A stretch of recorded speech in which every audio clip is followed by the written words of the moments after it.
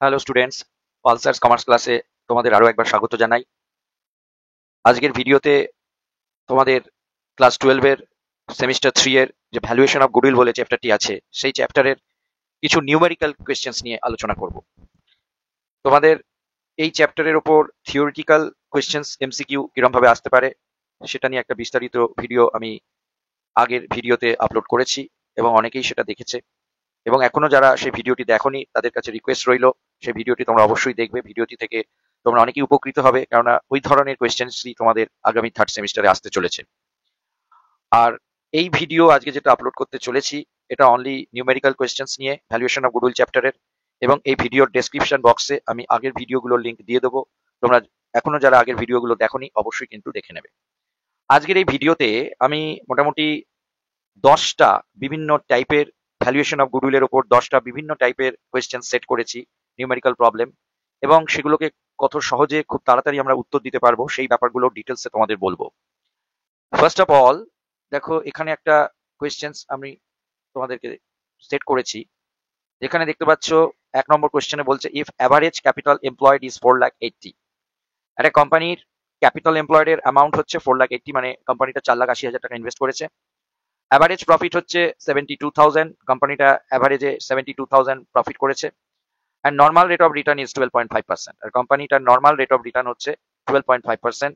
তা বলছে the amount of super profit will be, তাহলে সুপার প্রফিট কত হবে। প্রসঙ্গক্রমে বলে রাখি, তোমাদের ভ্যালুয়েশন অফ গুডউইল চ্যাপ্টারের 3টে গুডউইলের পদ্ধতি আছে গুডউইল ক্যালকুলেট করার। একটা হচ্ছে অ্যাভারেজ প্রফিট মেথড, আর একটা সুপার প্রফিট মেথড, আর একটা হচ্ছে ক্যাপিটালাইজেশন মেথড। তো এই 3টে মেথড নিয়েই কিন্তু এই ভিডিওতে আমরা আলোচনা করেছি। তোমরা একটু ভালো করে ভিডিওটি দেখবে, তাহলেই বুঝতে পারবে।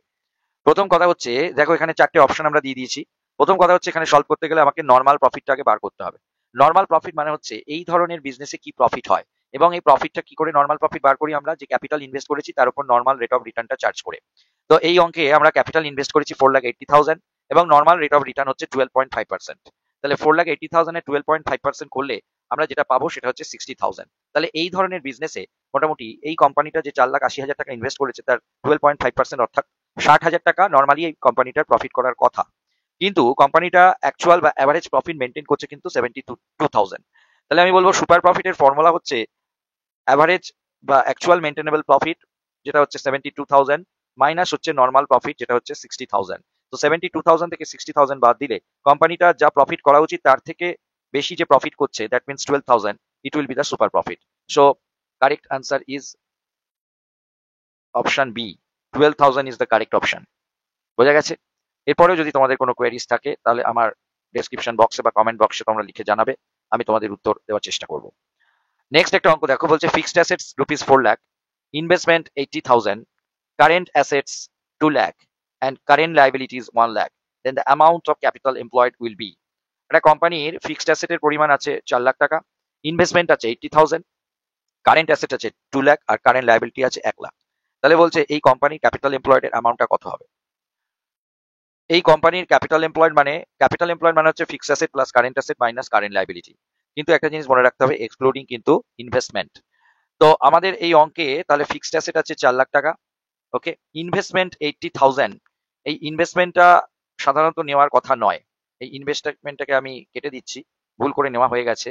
ফিক্সড অ্যাসেটের অ্যামাউন্ট হবে 4 লাখ টাকা, ইনভেস্টমেন্টের অ্যামাউন্টটা আমরা নেব না, কারণ ক্যাপিটাল এমপ্লয়েড ক্যালকুলেশনের সময় আমরা ইনভেস্টমেন্টটাকে নন ট্রেড ইনভেস্টমেন্ট হিসেবে কনসিডার করি এবং এটাকে নিই না। কারেন্ট অ্যাসেটের অ্যামাউন্ট আছে 2 লাখ, কারেন্ট, আর তাহলে এই 4 লাখ আর 2 লাখ হচ্ছে 6 লাখ, ঠিক আছে, 6 লাখ। 6 লাখ থেকে 1 লাখ বাদ দিলে এর উত্তরটা হবে গিয়ে 5 লাখ। ওকে, 5 lakh is the right option.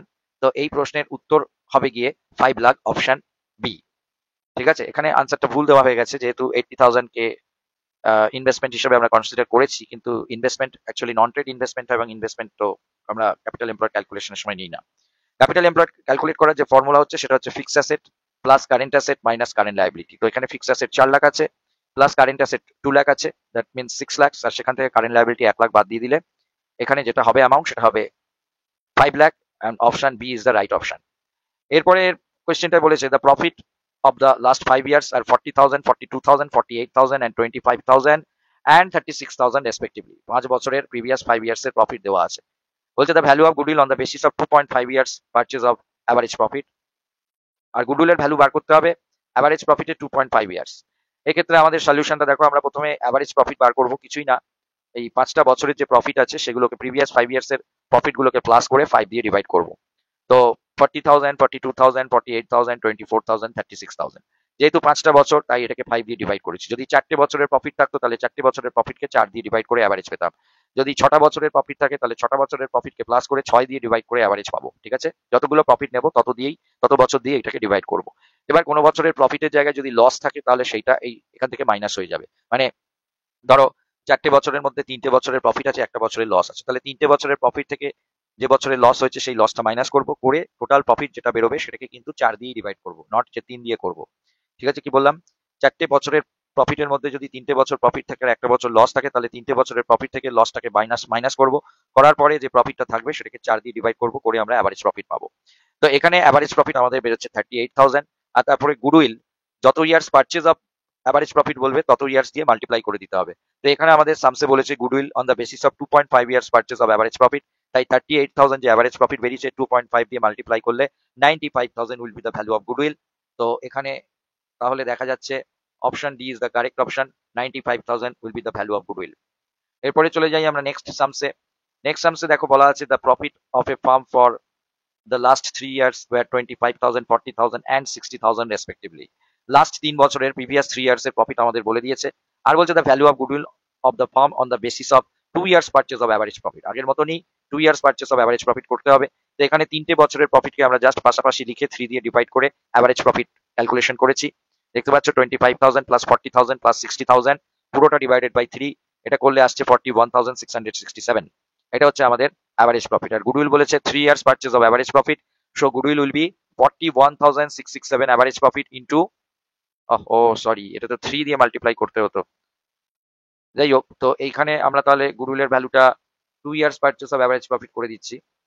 তো 2 years purchase of average profit করলে যেটা হবে সেটা হচ্ছে এটাকে 3টা কেটে 2 করে দাও, 2 years purchase of average profit. Okay, তাহলে 41,667 ইন্টু 2 করবো, এটা করলে 83,333 it will be the value of goodwill. Okay, তো option B will be the right option. Okay, 2 years purchase. Basically, this sums is quite good, but here by mistake I record 3 years in place of 2 years. Actually এখানে 3 বছর লিখে ফেলেছি, actually এটা হবে 2 ইয়ার্সই হবে এবং answer হচ্ছে 83,333। এরপরে চলে যাই আমরা নেক্সট সামসে। নেক্সট সামসে দেখো বলা আছে অ্যাভারেজ প্রফিট ইজ 15,000। এখানে অ্যাভারেজ প্রফিটটা বলিয়ে দিয়েছে। আর value of goodwill is based on 2 years purchase of super profit. 2 years purchase of super profit is 18,000। তো নর্মাল প্রফিট কি হবে সেটা বার করতে বলেছে। দেখো কি বলছে, অ্যাভারেজ প্রফিট ইজ 15,000। একটা কোম্পানির অ্যাভারেজ প্রফিট প্রিভিয়াস 4-5 বছরের প্রফিটকে অ্যাভারেজ করে অ্যাভারেজ প্রফিট পেয়েছে 15,000। কোম্পানির গুডউইলের ভ্যালুটা হচ্ছে গিয়ে 2 years purchase of super profit, যেটা কিনা হচ্ছে 18,000। মানে সুপার প্রফিট যেটা সেটাকে 2 দিয়ে মাল্টিপ্লাই করে ফার্মের গুডউইল বলে দেওয়া হয়েছে 18,000। তাহলে নর্মাল প্রফিটটা কত বার করতে বলেছে, দেখো কিভাবে করব। প্রথম কথা বলেছে আগে আমরা সুপার প্রফিটকে বার করে নিই। আমরা জানি super profit into number of years purchase করলে গুডউইল পাওয়া যায়। তো এখন গুডউইলটা 18,000 বলে দিয়েছে, আর 2 ইয়ার্স পারচেস মানে দুগুণ করার পর, সুপার প্রফিটকে 2 গুণ করার পরে আমরা গুডউইল পাচ্ছি 18,000। তাহলে সুপার প্রফিট কত হচ্ছে, 18,000 কে 2 দিয়ে ডিভাইড করে দেবো, দ্যাট ইজ হচ্ছে 9,000। তবেই দেখো সুপার প্রফিট যদি 9,000 হয় তবেই তো তার 2 গুণ করে 2 ইয়ার্স পারচেস করে আমরা গুডউইল পেয়েছিলাম 18,000। তাহলে 18,000 ডিভাইডেড বাই 2 করলে 19,000 হচ্ছে কি আমাদের সুপার প্রফিট। এবার আমরা জানি আমাদের নর্মাল প্রফিট বার করতে হবে, অ্যাভারেজ প্রফিট দেওয়া আছে। এবার আমরা জানি সুপার প্রফিট মানে হচ্ছে average profit minus normal profit. Okay, তো সুপার প্রফিটের জায়গায় আমরা কি লিখলাম, যে 9,000 আমরা ক্যালকুলেট করেছি ওপরে সুপার প্রফিট, সেই 9,000টা সুপার প্রফিটের জায়গায় লিখলাম। আর অ্যাভারেজ প্রফিটটা হচ্ছে 15,000, এটা আমরা অঙ্কে অলরেডি গিভেন। আর নর্মাল প্রফিটটা আমরা জানি না। তাহলে এবারে কি করলাম, 9,000 আর 15,000টা এই পাশে নিয়ে এলাম সাইন চেঞ্জ করে, 9,000 মাইনাস 15,000 ইকুয়ালস টু রইলো মাইনাস নর্মাল প্রফিট। ঠিক আছে, তো এবার 9,000 থেকে 15,000 বাদ দিলে minus 6,000 equals to minus normal profit. তো মাইনাস মাইনাস কেটে গেলে নর্মাল প্রফিট হচ্ছে গিয়ে 6,000। তো here the right answer is option A, normal profit হচ্ছে এখানে 6,000। বোঝা গেছে? আচ্ছা, এরপরে আরেকটা কোয়েশ্চেন আছে, if total assets is 5 lakh, ফার্মের যদি টোটাল অ্যাসেটের ভ্যালু 5 লাখ টাকা হয় এবং টোটাল এক্সটার্নাল লাইবিলিটিস যদি 2 লাখ হয় and purchase consideration is 3,50,000, the value of goodwill of the firm will be। হ্যাঁ, এটা হচ্ছে যখন আমরা একটা কোম্পানি আরেকটা কোম্পানিকে কিনে নেয় তখন তার যে অ্যাসেটস লাইবিলিটি গুলো নিয়ে নেয়, যেটাকে আমরা নেট অ্যাসেটস বলি। তো সেই নেট অ্যাসেট থেকে যদি বেশি পেমেন্ট করা হয়, পারচেস কনসিডারেশন মানে হচ্ছে যে দামটা দিয়ে অ্যাসেট গুলো কেনা হচ্ছে। যেমন একটা কোম্পানি বলছে টোটাল অ্যাসেট 5 লাখ টাকা কিনে নিয়েছে এবং একটা টোটাল লাইবিলিটিও 2 লাখ টাকা নিয়ে নিয়েছে। তাহলে অ্যাসেট 5 লাখ টাকা, লাইবিলিটি 2 লাখ টাকা, এই দুটোকে মাইনাস করলে নেট অ্যাসেট বা নেট পারচেস হয়েছে গিয়ে 3 লাখ টাকা। দেখো এখানে লেখা আছে, আমরা সলিউশনে দেখিয়েছি। Net assets taken over, net asset taken over মানে হচ্ছে যে অ্যাসেট কোম্পানি নিয়ে নিয়েছে মাইনাস যে লাইবিলিটি কোম্পানি তুলে নিয়েছে। একটা কোম্পানি আরেকটা কোম্পানিকে কিনে নিলে, যে কিনে নিচ্ছে এবং যার কিনে নিচ্ছে অ্যাসেট লাইবিলিটি, তার অ্যাসেট এবং লাইবিলিটি গুলো নতুন কোম্পানি নিয়ে নেয়। তো যে কোম্পানি কিনে নিচ্ছে তার, সে টোটাল অ্যাসেট কিনেছে 5 লাখ টাকার এবং টোটাল লাইবিলিটি কিনেছে 2 লাখ টাকার।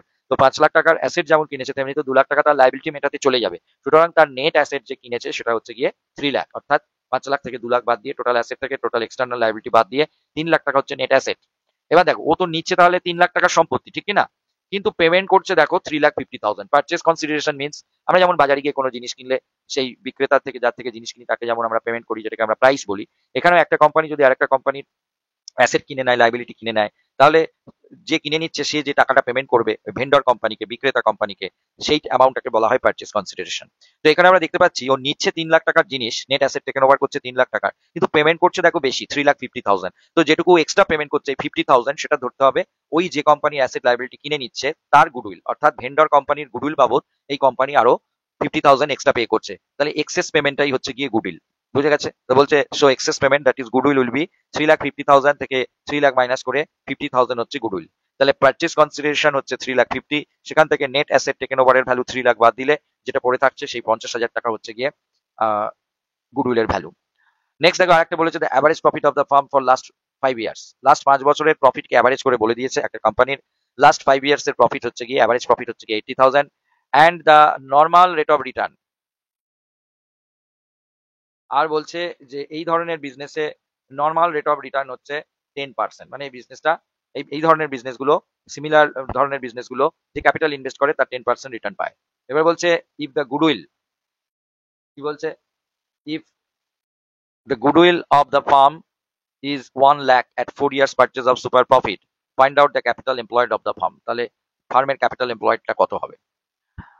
ব্যাপারটা হচ্ছে যে এখানে ওই আগের মতনই, আগের আমরা একটা অঙ্ক করছিলাম যে এখানে লাস্ট 4 বছরের, না 4 years purchase of super profit, অর্থাৎ সুপার প্রফিট ইন্টু 4 গুণ করে, সুপার প্রফিট ইন্টু 4 করে এই ফার্মের গুডউইল বেরিয়েছে 1 লাখ টাকা।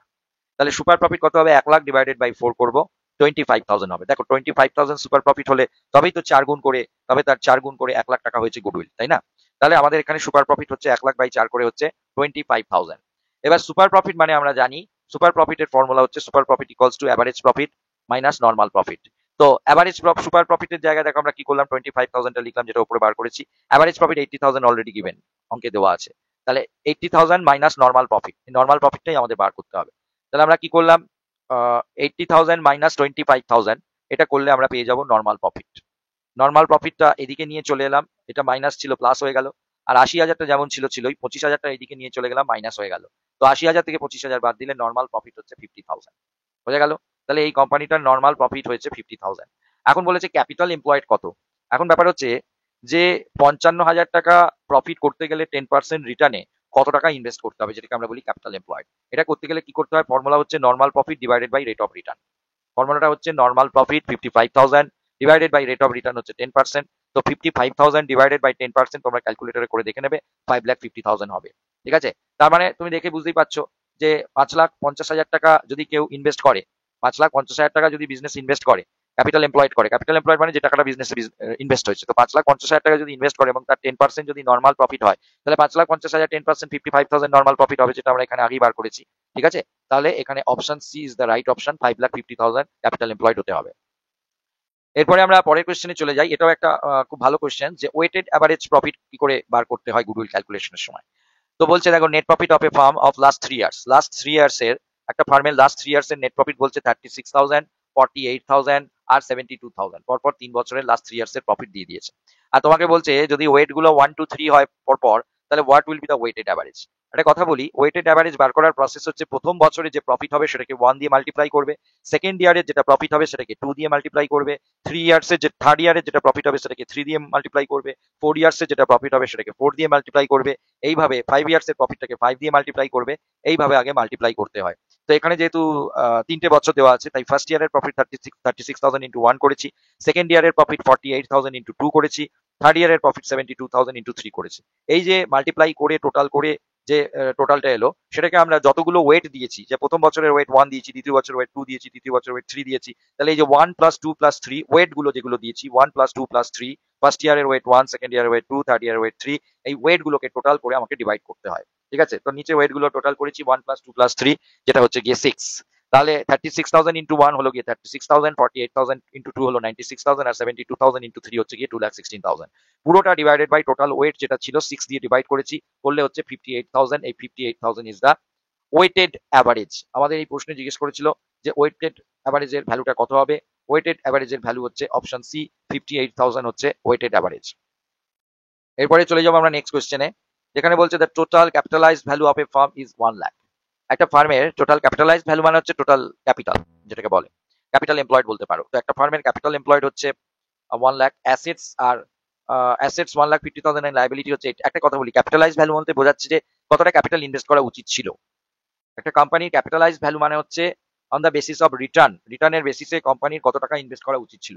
বলছে কোম্পানিটার টোটাল যে ক্যাপিটালাইজড ভ্যালু, সেই অর্থে মানে profit divided by rate of return করে কোম্পানিটার 1 লাখ টাকা ইনভেস্ট করা উচিত ছিল। কিন্তু কোম্পানিটা অ্যাকচুয়াল ইনভেস্ট করেছে 1.5 লাখ টাকার অ্যাসেট এবং 80,000 টাকার লাইবিলিটিস। তাহলে বলছে value of goodwill as per capitalisation method কি হবে। প্রথম কথা হচ্ছে কোম্পানিটার অ্যাকচুয়াল ক্যাপিটাল এমপ্লয়েড আমরা বার করে নিই। অ্যাকচুয়াল ক্যাপিটাল এমপ্লয়েড মানে হচ্ছে কোম্পানির অ্যাসেটস থেকে লাইবিলিটি গুলো বাদ দিতে হবে, কারেন্ট এন্ড এক্সটার্নাল লাইবিলিটি গুলো বাদ দেবো। তো এখানে কোম্পানির অ্যাসেট আছে 1,50,000 আর লাইবিলিটিস আছে 80,000। এই দুটোকে মাইনাস করলে 70,000 হচ্ছে গিয়ে অ্যাকচুয়াল ক্যাপিটাল এমপ্লয়েড হয়েছে। বোঝা যাচ্ছে। আর এর কোম্পানিটার ক্যাপিটাল ইনভেস্ট করা উচিত ছিল 1 লাখ টাকা, যেটা বলে দিয়েছে ক্যাপিটালাইজড ভ্যালু 1 লাখ টাকা।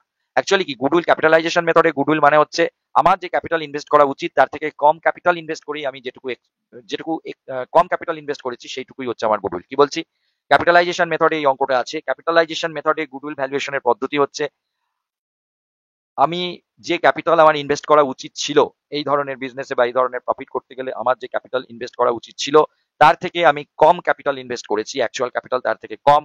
তাহলে যেটুকু কম ক্যাপিটাল ইনভেস্ট করেছি সেইটুকুই তখন হবে গুডউইল। তো আমাদের অঙ্কে আমি দেখতে পাচ্ছি যে আমাদের capitalised value, that means invest করা উচিত ছিল 1 লাখ টাকা, ঠিক আছে, কিন্তু আমরা ইনভেস্ট করেছি আলটিমেটলি অ্যাসেট থেকে লাইবিলিটি বাদ দিয়ে 80,000 আমাদের নেট অ্যাকচুয়াল ক্যাপিটাল এমপ্লয়েড হয়েছে। তাহলে গুডউইল এখানে হবে টোটাল ক্যাপিটালাইজড ভ্যালু মানে অ্যাকচুয়াল যে ক্যাপিটাল ইনভেস্ট করা উচিত ছিল মাইনাস অ্যাকচুয়াল ক্যাপিটাল এমপ্লয়েড মানে অ্যাকচুয়াল যে ক্যাপিটালটা আমরা ইনভেস্ট করেছি সেই দুটোর difference, that means 1 lakh minus 70,000 করে 30,000 হচ্ছে গিয়ে ভ্যালু অফ গুডউইল। এরপরে কোয়েশ্চেন নাম্বার 10 আছে। এই 10 নাম্বার কোয়েশ্চেনটা দেখো কি বলেছি, if average capital employed in a farm 8 lakh, মানে এই কোম্পানিটার ক্যাপিটাল এমপ্লয়েড হয়েছে, actual average means actual capital এমপ্লয়েডই বলতে পারো, 8 লাখ টাকা। এবার বলছে average of capital profit is 1,80,000, মানে কোম্পানিটা যে প্রফিট করেছে অ্যাভারেজে সেটা হচ্ছে 1,80,000। দেখো কোম্পানিটার অ্যাকচুয়াল ক্যাপিটাল ইনভেস্ট করা উচিত 8 লাখ টাকা, যেটা অ্যাভারেজ ক্যাপিটাল এমপ্লয়েড বলা আছে, আর অ্যাভারেজ ক্যাপিটাল প্রফিট মানে কোম্পানিটার প্রফিট হচ্ছে অ্যাভারেজে 1,80,000। আর বলছে normal rate of return is 10%, এই ধরনের বিজনেসে 10% রিটার্ন আসে। Then the value of goodwill as per capitalisation of average profit method. দেখো একটা কথা বলি, 1,80,000 টাকা কোম্পানিটা প্রফিট করছে প্রত্যেক বছর, যেটা অ্যাভারেজ ক্যাপিটাল প্রফিট বলেছে, আর 10% ও এই ধরনের বিজনেসে রিটার্ন হয়, তাহলে ওর নর্মাল ক্যাপিটাল 1,80,000 টাকার রেসপেক্টে ওর নর্মাল ক্যাপিটাল ইনভেস্ট করা উচিত ছিল average profit divided by normal rate of return, অর্থাৎ 1,80,000 অ্যাভারেজ প্রফিট ডিভাইডেড বাই 10%, এটা করলে 18 লাখ টাকা ওর ইনভেস্ট করা উচিত ছিল। দেখতেই পাচ্ছ 18 লাখ টাকা যদি ইনভেস্ট করে তাহলে 10% রেট অফ রিটার্ন পেলে 18 লাখের 10% 1,80,000 টাকা প্রফিট করতে পারবে। অর্থাৎ আমরা বলতে পারি যে ও যে 1,80,000 টাকা প্রফিট করেছে 10% নর্মাল রেট অফ রিটার্ন যদি হয়, তাহলে এই 1,80,000 প্রফিট করতে গেলে 18 লাখ টাকা এই কোম্পানিটার ইনভেস্ট করা উচিত ছিল। বোঝা গেছে। কিন্তু এই কোম্পানিতে অ্যাকচুয়াল ক্যাপিটাল ইনভেস্টমেন্ট কত করেছে কোম্পানিটা, 8 লাখ টাকা, দেখতে পাচ্ছ প্রথমেই লেখা আছে। তার মানে আমি বলেছিলাম ক্যাপিটালাইজেশনে গুডউইলের ভ্যালু মানে হচ্ছে যে ক্যাপিটাল ওর ইনভেস্ট করা উচিত ছিল, যেটাকে আমরা বলি normal capital employed, minus actual যে ক্যাপিটাল ইনভেস্ট করেছে, অবশ্যই সে যা করা উচিত তার থেকে কম ক্যাপিটাল ইনভেস্ট করেছে, সেই কমটুকুই হচ্ছে গুডউইল। তাহলে দেখো নর্মাল ক্যাপিটাল এমপ্লয়েড হিসাবে ওর ইনভেস্ট করা উচিত ছিল কিন্তু 18 লাখ টাকা। ও যে 1,80,000 টাকা প্রফিট করেছে 10% রিটার্নে, তাহলে 1,80,000 টাকা 10% রিটার্নে প্রফিট করতে গেলে ওর কিন্তু 18 লাখ টাকা ইনভেস্ট করা উচিত ছিল। তবেই দেখো 18 লাখের 10% করলে 1,80,000 টাকা বছরে প্রফিট হবে। তাহলে ওর সেই মতে এই নর্মাল রেট অফ রিটার্নের রেসপেক্টে ওর ক্যাপিটাল এমপ্লয়েড হওয়া উচিত ছিল 18 লাখ টাকা। এটাই হচ্ছে নর্মাল ক্যাপিটাল এমপ্লয়েড। কিন্তু অ্যাকচুয়াল বা অ্যাভারেজ ক্যাপিটাল, যেটাকে বলে অ্যাকচুয়াল বা অ্যাভারেজ ক্যাপিটাল, সেটা এমপ্লয়েড করেছে মাত্র 8 লাখ টাকা। তাহলে ও 10 লাখ টাকা কম ইনভেস্ট করেই কিন্তু ওই একই প্রফিট করতে পারছে 1,80,000 টাকা। তাহলে যেটুকু এই কম ইনভেস্ট করেছে সেইটুকুই হচ্ছে গিয়ে গুডউইল, অর্থাৎ নর্মাল ক্যাপিটাল এমপ্লয়েড থেকে অ্যাকচুয়াল ক্যাপিটাল এমপ্লয়েড মাইনাস করলে 10 লাখ টাকা হচ্ছে গুডউইল। দেখো এই ভিডিওতে আমি সমস্ত ধরনের গুডউইল ভ্যালুয়েশনের যে মেথড আছে, তিনটে মেথডের উপরই এখানে সামস করেছি এবং সেগুলো ছোট ছোট করে কিরকম ভাবে সলভ করতে হবে, কিরকম ভাবে প্রশ্ন আসবে সেটা ডিটেলসে বলেছি। আশা করছি ভিডিওটি তোমাদের কাজে লাগবে এবং তার সঙ্গে যারা আইসিসিবিএসসি বোর্ডের স্টুডেন্ট আছে তাদের ক্ষেত্রে ভিডিওটি খুব হেল্পফুল। তো তোমরা আমার এই চ্যানেলটি যারা দেখছো তারা এখনো যদি সাবস্ক্রাইব করে না থাকো তাহলে অবশ্যই সাবস্ক্রাইব করে নেবে। আগামী দিনে আরো কতগুলো গুরুত্বপূর্ণ ভিডিও তোমাদের কস্টিং এর উপরে, ট্যাক্সেশনের উপরে, অ্যাকাউন্টস এর উপরে আমি আপলোড করব এবং তোমরা এই ভিডিওটি অবশ্যই দেখতে থাকো এবং তোমাদের বন্ধুদের কাছে আরো বেশি বেশি করে লাইক করো, শেয়ার করো। তোমাদের ভিডিওটা কিরম লাগলো সেই সম্পর্কে কমেন্ট করো, বা তোমাদের যদি কোনো কোয়ারিজ থাকে সেই সম্পর্কেও কমেন্টে লিখে পাঠাও, আমি অবশ্যই উত্তর দেবো। আজকে আমার ভিডিওটি এখানেই শেষ করলাম। ধন্যবাদ, নমস্কার।